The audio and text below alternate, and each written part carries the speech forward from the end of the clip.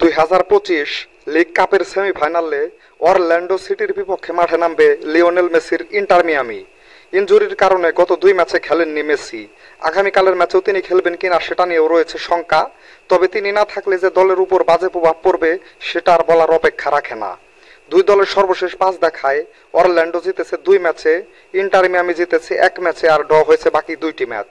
অরল্যান্ডোর বিপক্ষে খেলা সর্বশেষ 2 ম্যাচেই 3-0 গোলে ও 4-1 গোলের বড় ব্যবধানে হেরেছে ইন্টার মিয়ামি। তাই ম্যাচে জয় পেতে তাদের অনেকটাই বেগ পেতে হবে। নিজেদের খেলার সর্বশেষ 5 ম্যাচে ইন্টার মিয়ামি জিতেছে 3 ম্যাচে, হেরেছে 1 ম্যাচে আর ড্র হয়েছে বাকি একটি ম্যাচ। অপরদিকে নিজেদের খেলার সর্বশেষ 5 ম্যাচে অরল্যান্ডো জিতেছে 4 ম্যাচে আর হেরেছে 1 ম্যাচে। পরিসংখ্যান বিবেচনায় ও বর্তমান পারফরমেন্স অনুযায়ী ইন্টার মিয়ামির চেয়ে অনেকটাই এগিয়ে আছে অরল্যান্ডো। ফুটবল যেহেতু অনিশ্চয়তার খেলা, তাই বলা মুশকিল ম্যাচে কোন দল জয়লাভ করে। তো বন্ধুরা, আপনাদের কি মনে হয় ম্যাচে ইন্টার মিয়ামি জিততে পারবে কিনা তা এখনই কমেন্ট করে জানান। সাথে ক্রিকেট ও ফুটবলের নতুন নতুন আপডেট পেতে এখনই আমার চ্যানেলটিকে সাবস্ক্রাইব করে দিন। সকলকে ধন্যবাদ।